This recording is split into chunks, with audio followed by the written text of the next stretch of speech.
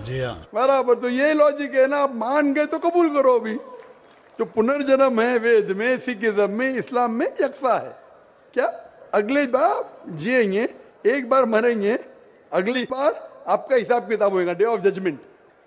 और फिर आप हिसाब किताब के हिसाब से जैसे आपने अमाल किए, जैसे आपने कर्म किए इस दुनिया में, उस तरीके से आप स्वर्ग या नरक में जाएंगे। Hope the answer the question.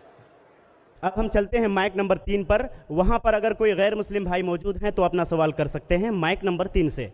আমি গৌতম কুমার সিংহ বলছি, বসরা থেকে এসেছি, উত্তর দিনাজপুর জেলা করণদিঘি থানা থেকে। আমার প্রশ্ন হচ্ছে, মুসলমান হলে কি গোমাংস খেতেই হবে? মানে ব্যাপারটা হচ্ছে, এই প্রশ্নটার উত্তর আমি আগে পেয়ে গেছি। দ্বিতীয় প্রশ্ন হচ্ছে, মুসলমান হলে কি খাতনা করতেই হবে? যদি না খাতনা করি এবং গোমাংস খাই তাহলে কি মুসলমান হতে পারবো না? उनका सवाल था कि अगर कोई मुसलमान हुआ तो उसके लिए क्या गाय का गोश्त खाना ज़रूरी है, एक सवाल। और दूसरा सवाल उनका था कि मुसलमान होने के बाद क्या उसको खतना करना ज़रूरी है। ये दो सवाल। मैं बंगाली नहीं जानता हूं, लेकिन सवाल समझ गया।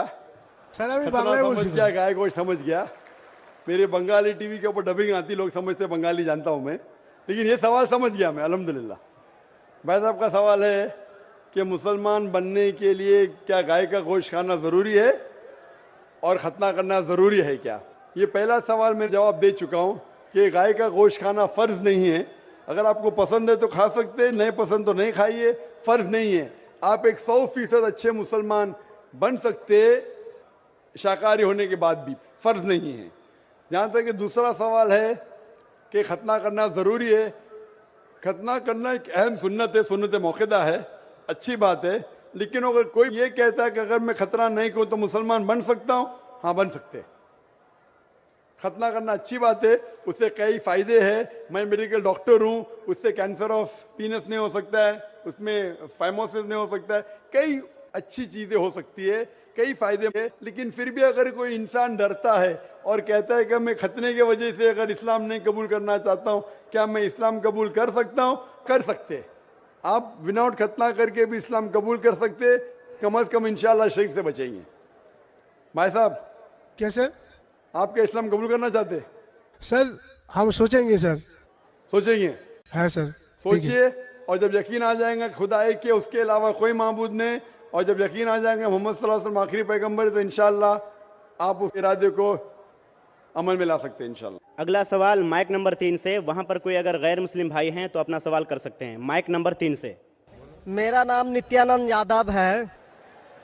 जिस बीबी को 1, 2, 3, 4 बच्चे हो और उसकी 1, 2, 3 गलती पर पति के ओर से तलाक दे दी जाए, फिर उसकी शादी ना हो और वह जिस्म बेचने वाली औरत हो जाती है, ऐसी स्थिति आ सकती है, तो मुस्लिम कमेटी में तलाक क्यों, जबकि हिंदू धर्म में तलाक का प्रथा नहीं है?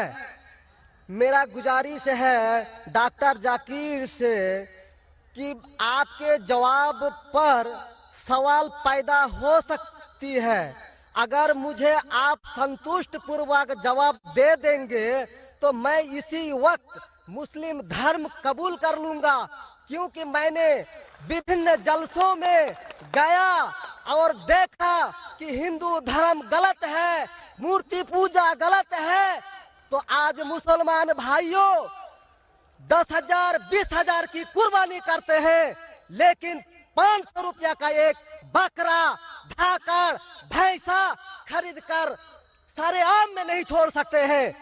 और मूर्ति पूजा गलत है, मूर्ति पूजा गलत है।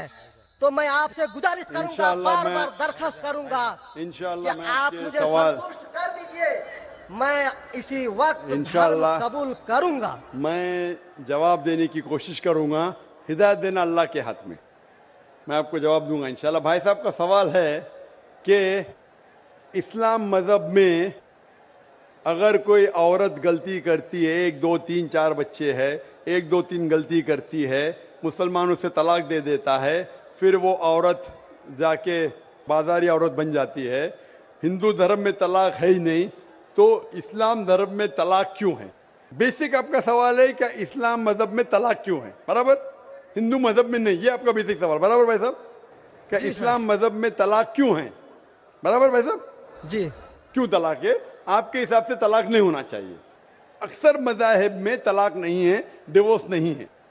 क्रिश्चियनिटी में भी आप पढ़ेंगे, क्रिश्चियनिटी में gospel of Matthew chapter number 5 उसमें पढ़ेंगे वर्स नंबर 31 और 32। It has been told of the old time that thou shall not give a bill of divorce but I say unto you, पहले कहा गया था कि डिवोर्स देना गलत है, लेकिन मैं कहता हूं अनलेस आपकी बीवी किसी और के साथ गलत काम करती है फिर ही आप डिवोर्स दे सकते।